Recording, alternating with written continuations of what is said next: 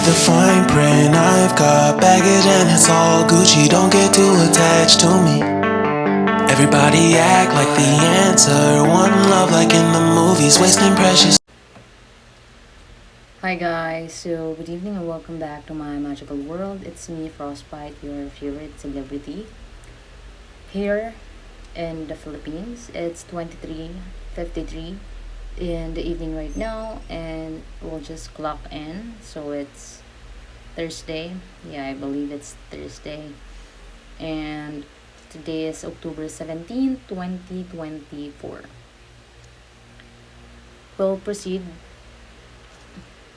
um, with the book.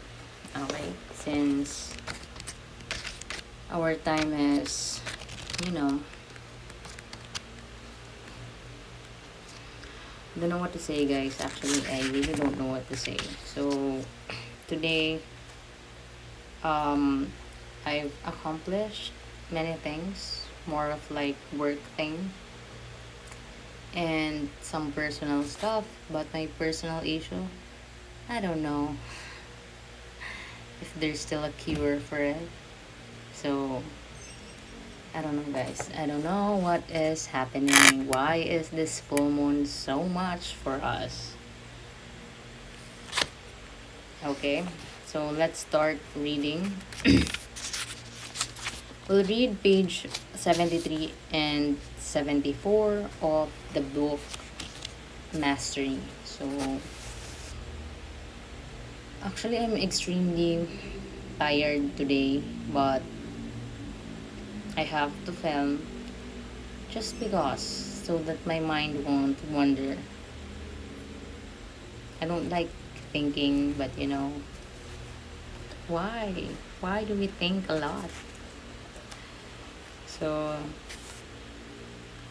let's start. Listen up.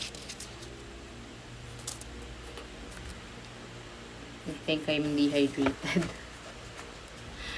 So whenever he felt frustrated, he would look at the Piraha children. I'll just put my hand here because I'm a little bit, no, I'm tired, I'm sleepy and all. But you need to listen to me. Okay? So whenever he felt frustrated, he would look at the Piraha children who pick up the language with ease. If they could learn it, so could he kept telling himself, but every time he felt like he was learning more phrases, he had the equal sensation that he was really getting nowhere. He began to understand the frustration of the couple that had preceded him. For instance, he kept hearing a word over and over again that seemed to translate as just now, as in the man had just now left. But later, hearing it in a different context, he realized that it in fact referred to the precise moments when something appears or disappears, a person, a sound, anything. So, sorry, let's just wait lang guys, wait lang. So, yan. I don't know what is wrong with people, or is it wrong. So, I had a patient a while ago. Like, sobrang, like, I didn't have my coffee yet, like, in the morning. So, medyo not okay pa. When I don't have my coffee first thing in the morning, I don't usually function as it should. I need caffeine and all. Um, and I was like, um, paano ba? I was yelled by one of the doctor. So, which is, the real deal is that it isn't my fault, but when you have, um what, when you didn't even have the time to respond because she suddenly closed the door. So, diba? So, maldita. So, it's not like, um it's not too much, but it's not actually my fault. It's it's their fault, but they're kind of like blaming us, you know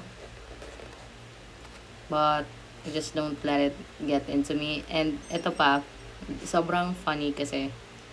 So hindi pa ako, I was just fixing my, myself, getting ready for the amount of patients that I have to deal with. But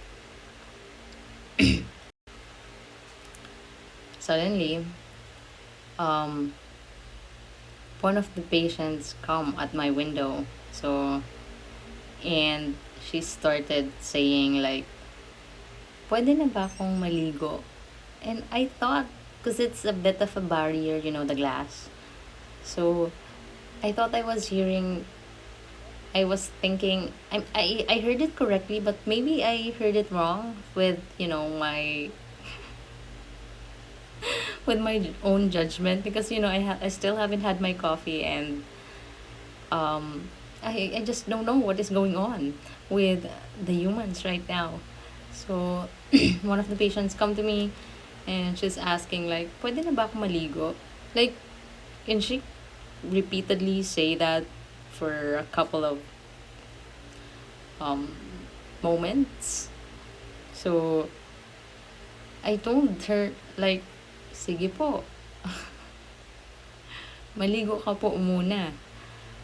'Di ba? So, it's just so weird because I just don't know what is going on. Like, really. Tapos, it's just, it's so annoying. Like, why do, this full moon, I know that it has a lot of impact on humans, on us, a lot of people. Yeah.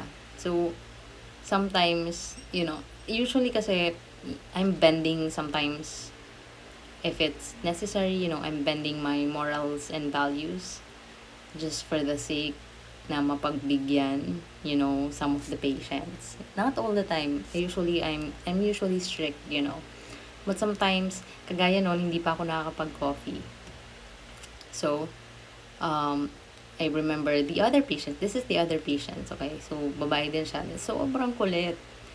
Like, hindi ko alam kung ano nang gagawin kong way just so she could be out of my face.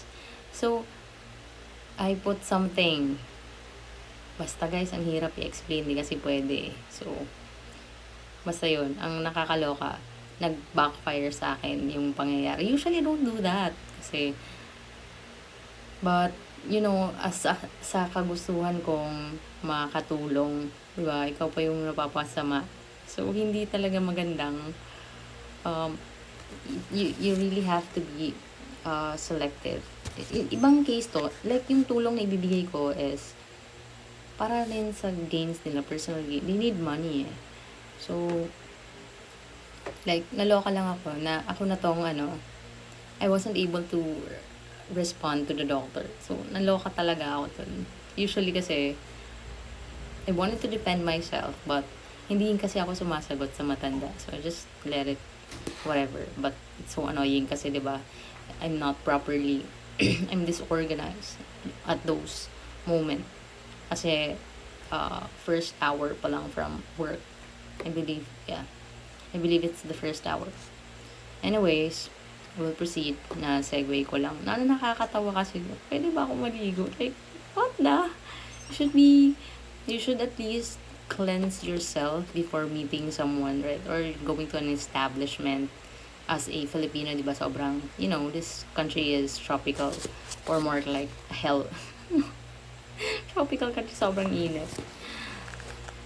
Anywhere in the world, you should cleanse yourself before meeting or talking to someone. Anyways, the phrase was really about the experience of such transitory moments, he decided, which seemed to resonate a lot with the Piraha, just now did not begin to cover the rich meanings of it. These started to happen with all kinds of words he thought he had understood. He also began to discover things that were missing in their language that went against all of the linguistic theories he had been taught. He had no words for numbers, no concept of right and left, no simple words that designated colors. What could these mean? So one day, after more than a year living there, he decided to accompany some Piraha men deep into the jungle.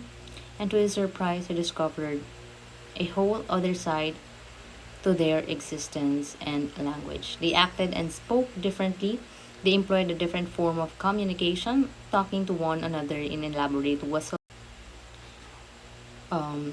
that clearly replaced spoken language, making them stealthier in their hunting forays. So their ability to navigate the dangerous environment was impressive. Suddenly, something became clear to Everett. His decision to confine himself to village life and simply to learn their language was the source of his problem. Their language could not be separated from their method of hunting, their culture, their daily habits. He had unconsciously internalized a sense of superiority to these people and their way of life, living among them like a scientist studying ants. His inability to pierce the secret of their language, however, revealed the inadequacies of his method. If he wanted to learn Piraha, as the children did, he would have to become like child dependent on these people for survival, participating in their daily activities, entering their social circles, feeling in fact inferior and in need of their support. So, losing any sense of superiority would later lead to personal crisis, in which he would lose faith in his role as a missionary and leave the church for good. He began to enact this strategy on all levels, entering a realm of their lives that had been hidden to him. Soon, all kinds of ideas about their strange language came to him. The linguistic oddities of Piraha reflected the unique culture that they had evolved from living in isolation for so long. Okay lang kayo guys, because I'm not.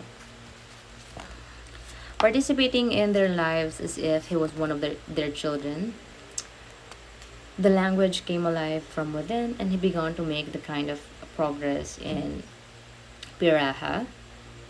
I don't know if I'm pronouncing it correctly. Kasi yung letter A nung Piraha is like parang may dash sa taas. So, don't, i-check nyo na nga lang. Kaya nyo na yan. Okay? So, wait lang. Yan. Pira. That had eluded everyone else before him. Ito pa, wait lang. Segue ko lang. So, yung sobrang funny side is like, you know, when there are people that are against you and you're just doing well, like in your work or in business, but you know there are negative entity forces that kinds of like blocks you. But the people that you surround yourself with or not surround yourself with, there are people that actually see your worth. Okay, so nakakatuwa lang kanina that they've kind of like yung it's he's not actually my coworker. Sa iba siya nakadestino, but he's questioning the system. Why not me? Why not me? It's like bakit daw hindi ako yung pinasama for that thing. Anyway, segue lang tayo. Hindi ko kasi pwedeng sabihin this. My God, that's why my channel should remain between you and I, guys. Tayo lang dito. Nakakalokan, but eventually, I'll just see. Let's see what will happen. But I'm most certain for now what that what I the decision making is definitely for sure for the next few months or days or weeks, I don't know. So wait lang guys So when he's apprenticed in the jungles of the Amazon, that would later lead to his career as a groundbreaking linguist, Daniel Everett came upon a truth that has application far beyond his field of study. What prevents people from learning even something difficult as Piraha is not the subject itself. The human mind has limitless capabilities. but rather certain learning disabilities that tend to fester and grow in our minds as we get older. This includes a sense of smugness and superiority whenever we encounter something alien to our ways, as well as rigid ideas about what is real or true, often indoctrinated in us by schooling or family. If we feel like we know something, our minds close off to other possibilities. We see reflections of the truth we have already assumed. Such feelings of superiority are often unconscious and stem from a fear of what is different or unknown. We are rarely aware of this and often imagine ourselves to be paragons of impartiality. Children are generally free of these handicaps. They are dependent upon adults for their survival and naturally feel inferior. This sense of inferiority gives them a hunger to learn. Through learning, they can bridge the gap and not feel so helpless. Their minds are completely open. They pay greater attention. This is why children can learn so quickly and so deeply. 'Di ba? Pag yung mga bata, they know actually how to stay focused kasi, hindi pa sila distracted like most of us. Okay? 'Di ba? Pansin nyo, ang daming distractions. Kasi, we tend to multitask our mind, heart, body, and soul. Sometimes. Hindi pala most of the times nowadays that we have to think of the economy, of the work, business, and many other things, and the bills. So, it's kind of normal naman. I know that you can eventually handle it. Ako, I don't know.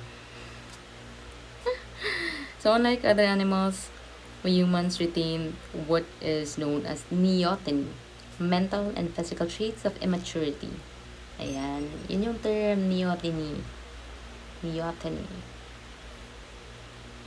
Well, okay, so hindi na nakapagtimpe yung butterfly.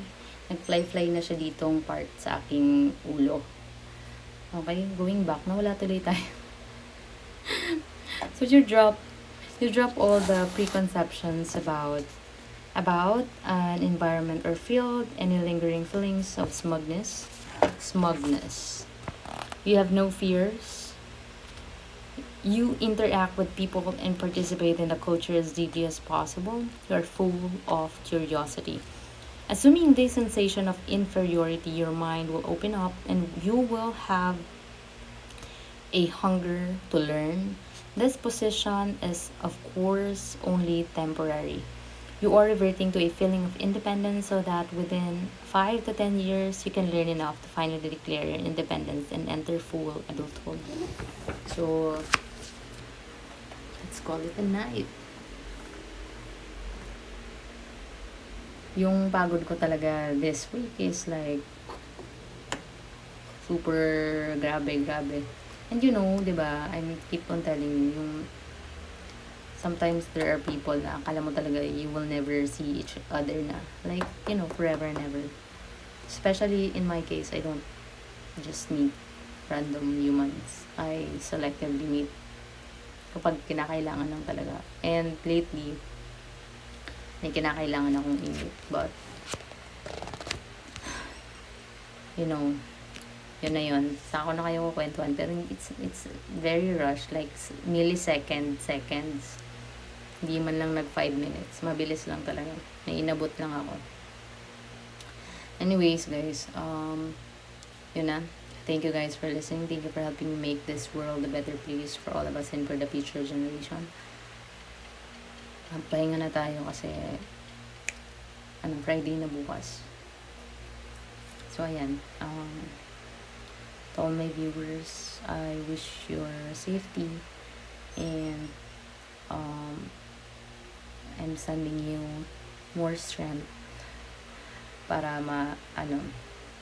mas marami pa kayong ma-accomplish sa buhay.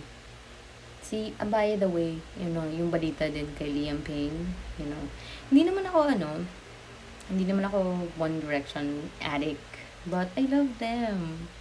'Di ba? Yung sobrang ano nila, uh, nakakatuwa sila before, yung they were just starting.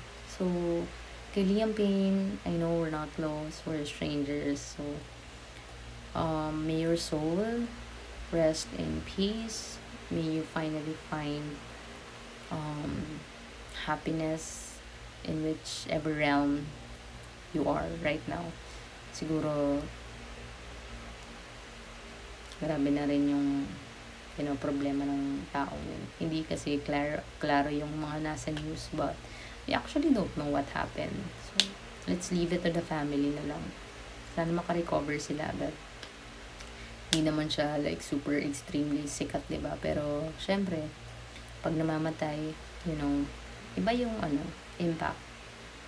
And this is a valuable part of the group. Kahit sino naman, kasi we love One Direction. Kahit ako naman, kahit hindi naman ako super addict sa mga kanta, di ba? I don't like, hindi naman ako yung parang gugugaga, But, we are playing their songs, sometimes, di ba? Anyways, ayan na. Tayo nga guys, and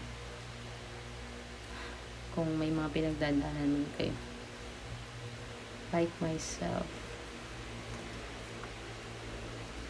ayoko na magsalita. Sige na.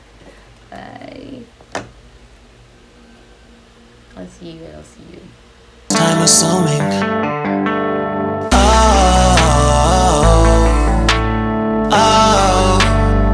Were we made to fall? No, I'm not lonely when solo and solely exploring what I need. 'Cause dozens of times I swear